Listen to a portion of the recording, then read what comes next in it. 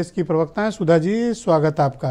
आप लोग जो क्लेम कर रहे थे कि आपका चुनाव बहुत चढ़ गया और आप 5-0 से चुनाव जीतने जा रही हैं, अभी उस तरह का माहौल तो आपके पक्ष में दिख नहीं रहा। सबसे पहले आप सबको प्रणाम करती हूं। और अभी हमारे प्रवक्ता भाजपा के भाई ने बहुत बड़ी मतलब शब्दों का जो प्रयोग देखिए, समायोजन ऐसे करते हैं, लगता है कि बस युद्ध में जा रहे हैं। तो मैं इनको थोड़ा सा उत्तर देना चाहती हूँ। हमारे अवधि में एक कहावत है ब्रजेश जी, ये लोग जो मध्य प्रदेश को लेके, राजस्थान को लेके जो बातें कहते हैं, हमारे एक कहावत है कि बोलावा न चलावा बहनी ऐं चैंच के गाँव है। ये लोग ऐसे हैं, अपना सब कुछ छोड़ के हमारे उसमें क्या हो रहा है, इसमें बिना बुलाए हुए मेहमान है कि आते हैं और दिखाते हैं कितना इनको दर्द हो रहा है। जबकि असल बात यह है, जितने वीडियो जो भी आप सब लोगों के पास, आप लोग खबर नवीस हैं, आप लोगों को पता है, हम कुछ कह दें या राकेश भाई कुछ कह दें, वो सत्य नहीं है। सत्य आपको तभी दिखाई देगा जो तथ्यों के रूप में दिखाई पड़ेगा। इनके पार्टी में क्या चल रहा है, आप जानते हैं ना कि जिसके बारे में बार बार बात की जा रही है, या तो उससे आपको मोहब्बत है या तो उससे आपको डर है। मोहब्बत इनको किसी से नहीं है, मोहब्बत तो इनको हो नहीं सकती है। जो डर का साया इन पे जो मंडराता रहता है पूरे टाइम, कि इनका खाना तक नहीं पचता है कांग्रेस का नाम लिए बिना। हम जानते हैं कि जनता के बीच में दुश्मन है, तो आपको क्यों नहीं फिक्र करेंगे? बिल्कुल है, जिससे दुश्मनी उससे करना चाहिए, आपके पॉलिटिकल एनिमी है। आप जानते हैं ना ब्रजेश जी, दुश्मनी में भी मोहब्बत होती है भाई, उससे आगे बढ़ने की कोशिश होती है। यहाँ दुश्मनी भी नहीं है। वो जमाना गया जब कोई जमाना इस तरह की बात, मोहब्बत वाली बात में ब्रजेश जी, मैंने कहा ना कि जो कहावत है वो बिल्कुल भाजपा के प्रवक्ताओं पे और भाजपा के नेताओं पे लागू होती है।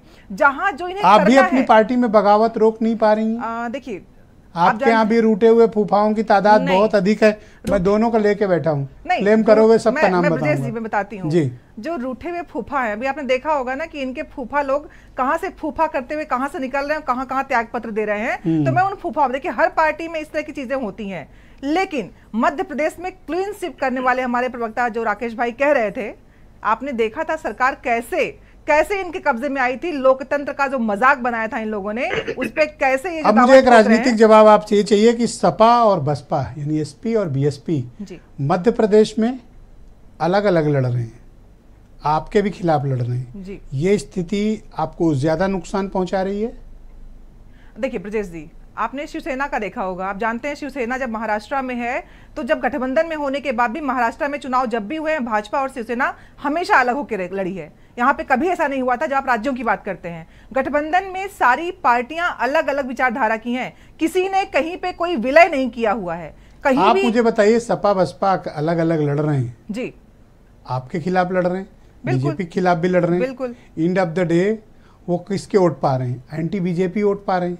देखिए, ये स्थिति राकेश त्रिपाठी के लिए सुटेबल है कि सपा बसपा अच्छे से चुनाव लड़े? नहीं, देखिए, बल्कि मदद करेंगे, बताएंगे कि यहाँ भी जनसंपर्क कराओ, नहीं, इस मोहल्ले में भी चले जाओ। देखिए, अगर सही देखा जाए तो सारे तो वो जो भी मतदान जो हो रहे हैं, जो भी वोट परसेंटाइल है, वो सारा कांग्रेस का ही था। अगर बात बहुत पहले की आप बात करेंगे तो सारे वोट तो वहीं से कटे हुए हैं। यहाँ पे जो मुख्य बात है, मिलकर लड़ते तो कैसा होता है?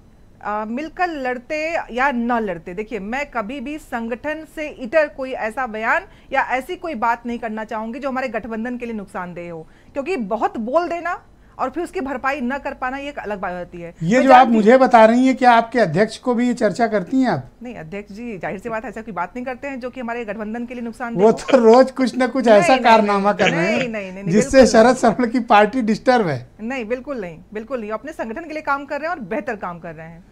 ऑल राइट, कर्नल शरद शरण।